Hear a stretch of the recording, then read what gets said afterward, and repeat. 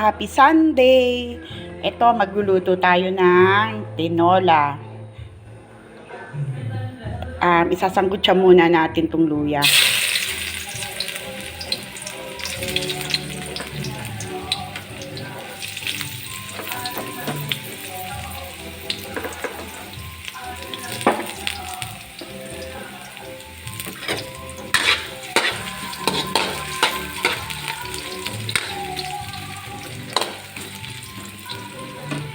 Ito, itatabi na natin to kasi medyo namumula na. Sunod na natin tong sibuyas at bawang. Pagsabayin na natin.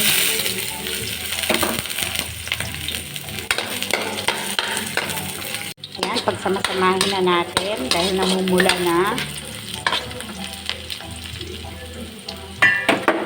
Ilalagay na natin ang manok.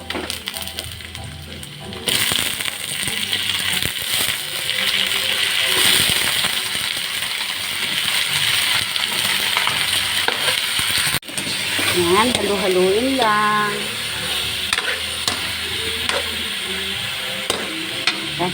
Sanggutsa natin siya.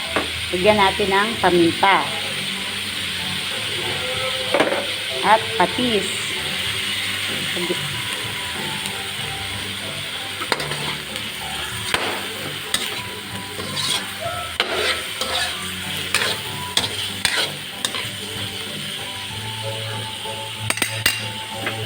Takpan natin. Hintayin natin magmanti-mantika siya bago natin lagyan ng sabaw. Ayan, no? Nagmamanti-mantika na siya.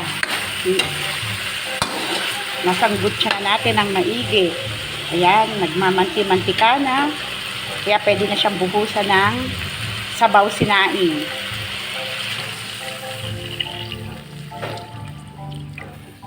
Yan, sabaw sinaing ang ginamit ko instead na tubig. Ibuhos na rin natin tong ilagay na rin natin tong tanglad, lemongrass sa English, at papaya kasi matigas ang papaya kaya ihulog na rin natin. Kapag sayote, huwag niyong isabay kasi medyo malambot ang sayote. Instead kasi na sayote, papaya ginamit ko. Kasi itong papaya, dumalaw kami doon sa parent ko sa Paras. Meron kaming na mga papaya doon. Kaya dito ihahalo natin. Kumukulo na siya. Lalagyan natin ng chicken cube.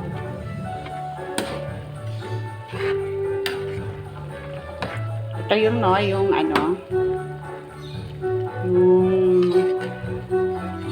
lemongrass, tanglad, yan. Yan, lasang-lasa na yung tanglad sa sabaw. Lagyan natin ng siling green na haba.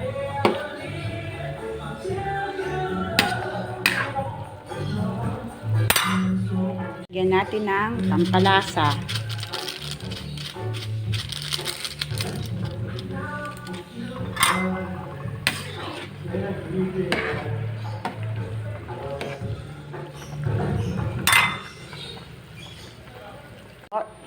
Ilalagay na natin ang dahon ng sili.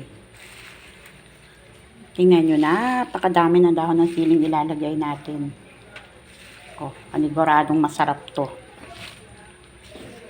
Tambakan natin ng maraming dahon ng sili.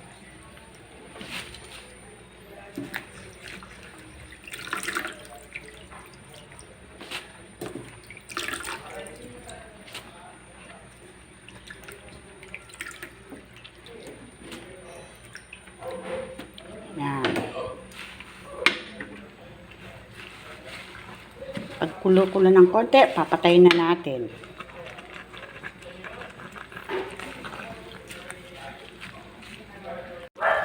Ayan, lagyan natin ng konting asin kasi kanina tinikban ko, medyo matabang.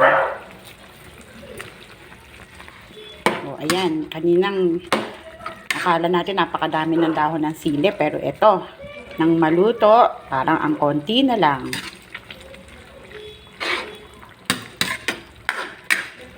Tikman natin. Yan o.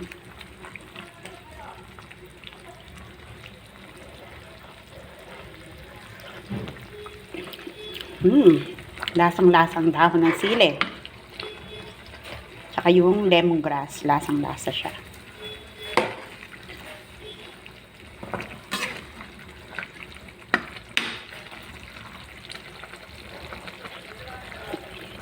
Ito na, luto na siya. Kain na po tayo, guys.